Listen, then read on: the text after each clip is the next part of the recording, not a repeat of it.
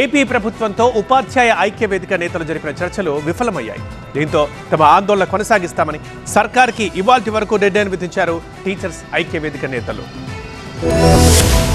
AP ప్రభుత్వానికి ఉపాధ్యాయ ఐక్య వేదిక నేతలు నేటి వరకు గడువు ఇచ్చారు. ఇవాల్టిలోగా తమ డిమాండ్స్ నెరవేర్చాలని లేదంటే ఆందోళనకు దిగుతామని హెచ్చరిస్తున్నారు. 21వ తేదీన డీఓ కార్యాలయాలు ముట్టడిస్తామని వార్నింగ్ ఇచ్చారు. నిన్న ప్రభుత్వంతో 8 గంటలకు పైగా కొనసాగిన చర్చలు విఫలమయ్యాయి. దీంతో పోరుబాటుకు సిద్ధమంటున్నారు ఉపాధ్యాయ సంఘాల ఐక్య వేదిక నేతలు. 8 డిమాండ్లను అంగీకరించినా కేవలం 2 డిమాండ్ల దగ్గరే ప్రభుత్వం తాత్సారం చేస్తుందని ఉపాధ్యాయ ఐక్య వేదిక నేతలు చెబుతున్నారు. 45 మంది విద్యార్థులు దాటిన తర్వాత రెండో సెక్షన్ ఇవ్వాలి మనం అడుగుతున్నాం.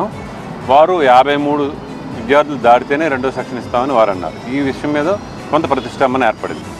అంతేకాకుండా వీటితో పాటుగా తెలుగు మీడియం సమాంతరంగా నిర్వహించాలనేది ఈ తెలుగు రాష్ట్రం భాషా ప్రయుక్త రాష్ట్రంగా ఏర్పడినటువంటి మన రాష్ట్రంలో తెలుగు మీడియం కావాలనేది నుంచే మేము కోరుతా ఉన్నాం. ప్రభుత్వ పాఠశాలల్లో 45 మంది విద్యార్థులు దాటిన తర్వాత మరో సెక్షన్ చేసేందుకు అనుమతి ఇవ్వాలని కోరుతున్నారు ఉపాధ్యాయ సంఘాల నేతలు. అంతేకాదు తెలుగు భాషను తప్పనిసరిగా బోధించేలా అనుమతి ఇవ్వాలని కోరుతున్నారు. ఈ 2 డిమాండ్ల దగ్గరే ప్రభుత్వం నుంచి గ్రీన్ సిగ్నల్ లభించడం లేదు.